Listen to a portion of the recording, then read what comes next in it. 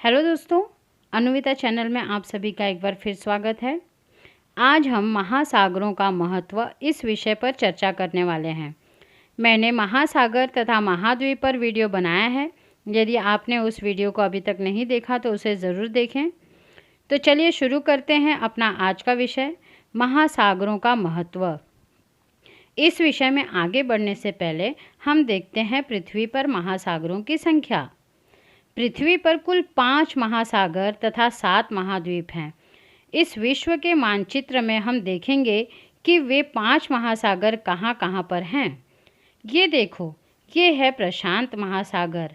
हमारी पृथ्वी गोल है। इस पृथ्वी पर सबसे विस्तृत रूप में प्रशांत महासागर फैला है। हमने पहले की कक्षाओं में भी पढ़ा है कि पृथ्वी को नील ग्रह भी कहा जाता है, क्योंकि पृथ्वी पर भूमि की अपेक्षा पानी की मात्रा अधिक है, जिसके कारण पृथ्वी से दूर जाकर यदि उसे देखा जाए तो वह नीले रंग की दिखाई देती है। पृथ्वी पर 71% पानी है। तो चलो अब देखते हैं दूसरा महासागर, यह है अटलांटिक महासागर। इसके बाद आता है हिंद महासागर, फिर दक्षिण महासागर, जिसे अंटार्कटिक महासागर के नाम से भी जाना जाता है, और अंत में आता है आर्कटिक महासागर। इन महासागरों का विस्तार हम वर्ग किलोमीटर में नापते हैं।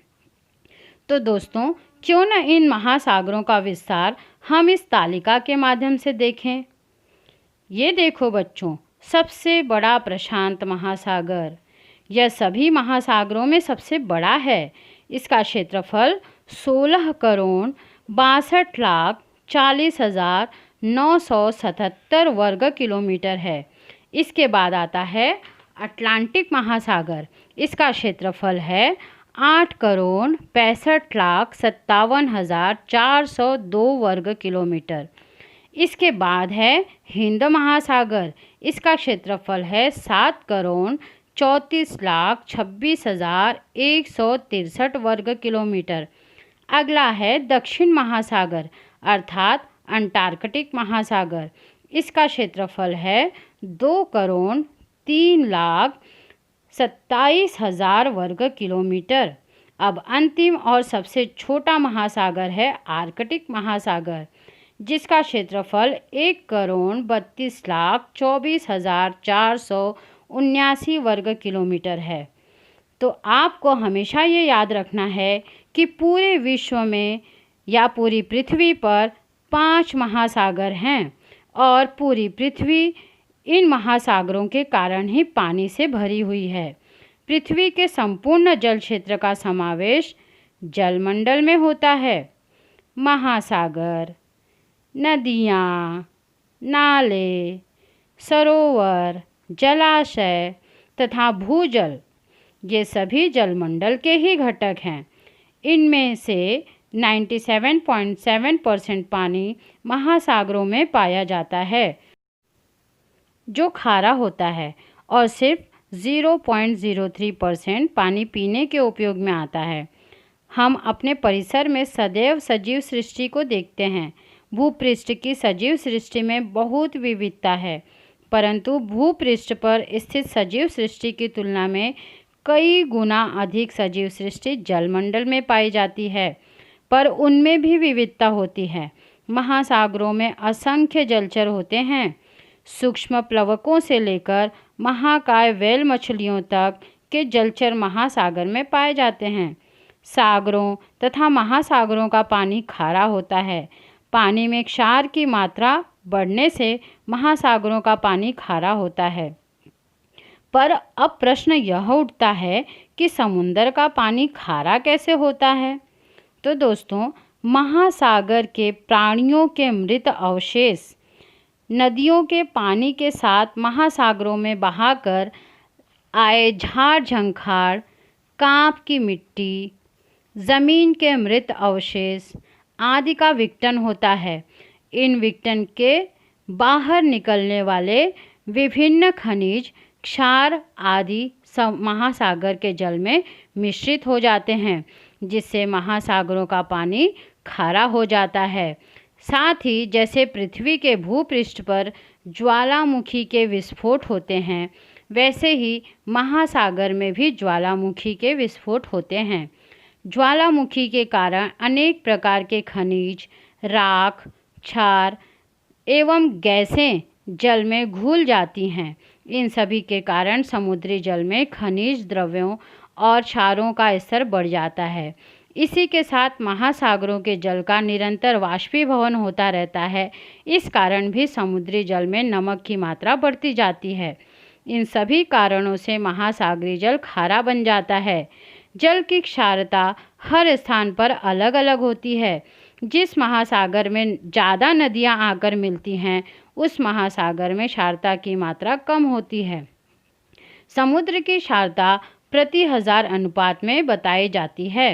आपको यह जानकर हैरानी होगी कि मृत सागर विश्व के सर्वाधिक क्षारयुक्त अर्थात सबसे अधिक नमकीन जलाशय के रूप में माना जाता है।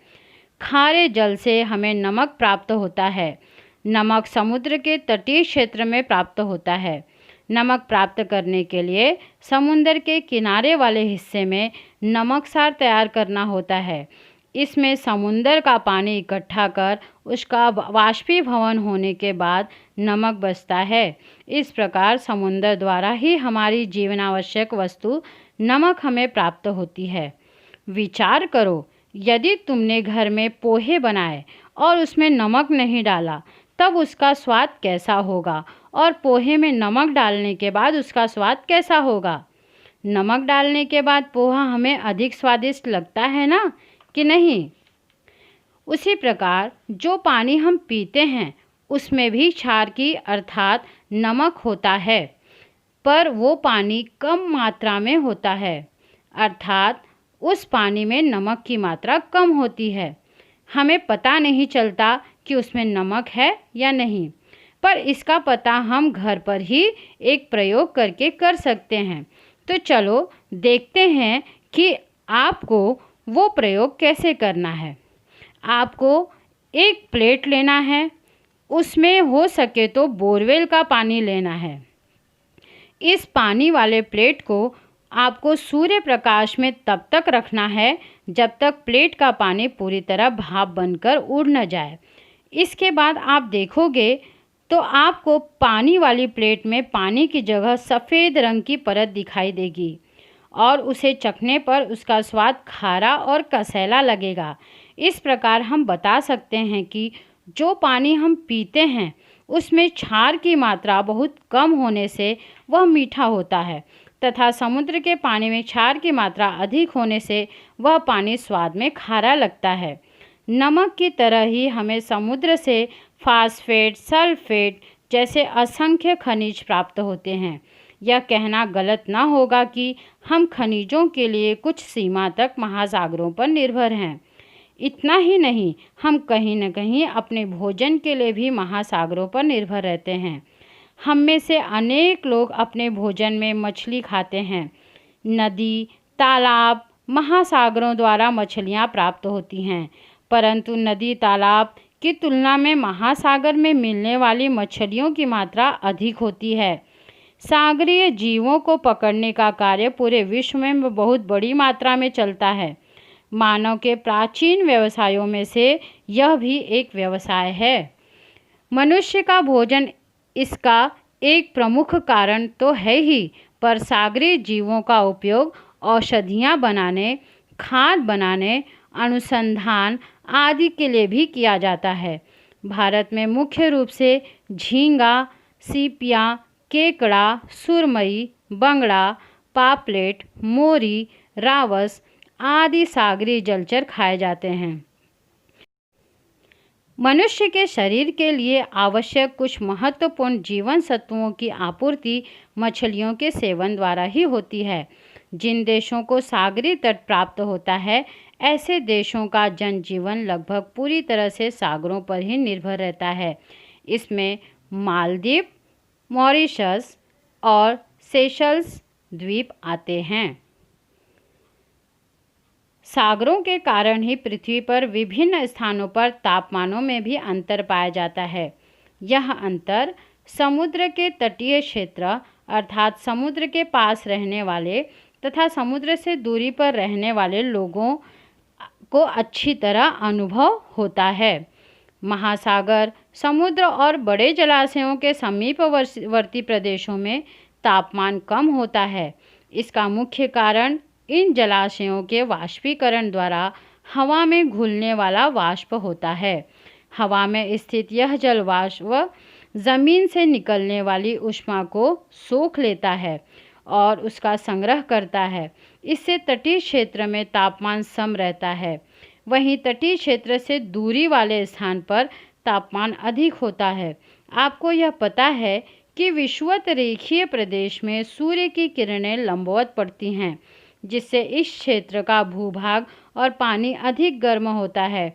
वहीं दोनों ध्रुवों पर पानी ठंडा होता है।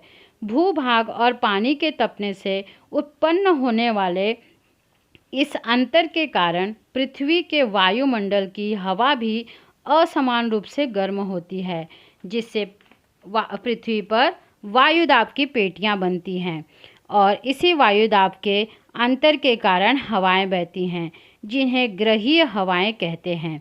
इन हवाओं के कारण महासागरों में जल की धाराएं उत्पन्न होती हैं। ये धाराएं उष्ण तथा शीत होती हैं। उष्ण धाराएं हमेशा शीत प्रदेशों की ओर बहती रहती हैं और शीत धाराएं हमेशा उष्ण प्रदेशों की ओर बहती हैं, अर्थात वे विषुवत रेखा से ध्रुवीय प्रदेश की ओर और ध्रुवीय प्रदेशों से विषुवत रेखा की ओर बहती हैं। इससे यह पता चलता है कि महासागर वैश्विक तापमान के नियंत्रक के रूप में कार्य करता है। महासागरों के अति विस्तार के कारण महासागरों के जल का वाष्पीभवन भी अधिक मात्रा में होता है और यह क्रिया निरंतर चलती रहती है, जिससे बादल बनता है और पृथ्वी पर वर्षा होती है। महासागरों को वर्षा का उद्गम स्थान भी कहा जाता है।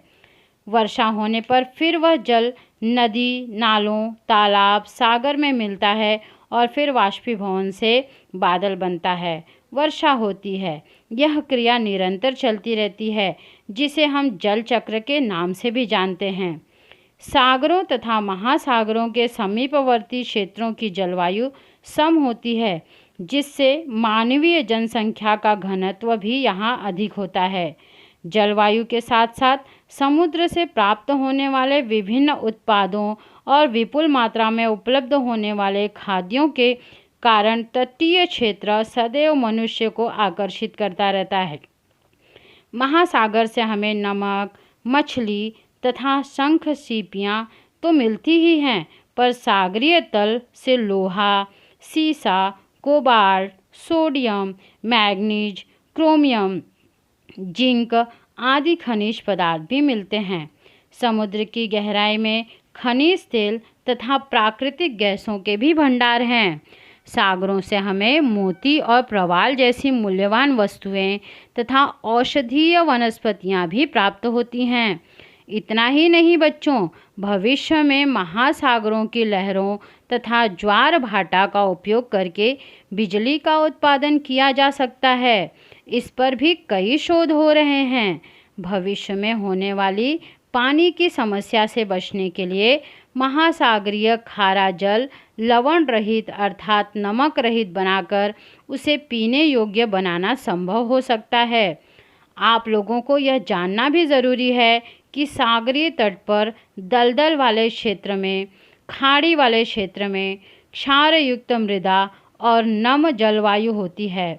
ऐसे स्थानों में गरान के और सुंदरी के वनों की वृद्धि होती है। गरान की लकड़ी चिकनी, हल्की और टिकाऊ होती है। इन लकड़ियों का उपयोग इंजन और नाव बनाने के लिए किया जाता है। इन वनों के कारण समुद्र के तटीय क्षेत्रों को महाकाय लहरों से संरक्षण प्राप्त होता है। यदि कोई महानगर इस वन की सीमा पर हो तो उन वनों को उस महानगर का फेफड़ा कहा जाता है। जहाँ महासागर हमारे लिए इतने उपयोगी होते हैं, वहीं ये हमारे लिए परिवहन का भी सबसे सस्ता विकल्प है। इन समुद्री मार्गों द्वारा जहाज़ों, ट्रायलों, बोट और नावों से बड़ी मात्रा में माल वहन किया जाता है, अर्थात माल एक स्थान से दूसरे स्थान पर ले जाया जाता है। इस जल मार्ग द्वारा ही बड़ी मात्रा में अंतर्राष्ट्रीय व्यापार चलता है।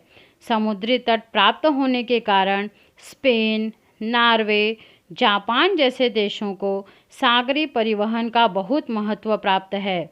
समुद्री धाराएं जल परिवहन की दृष्टि से बहुत ही महत्वपूर्ण होती हैं।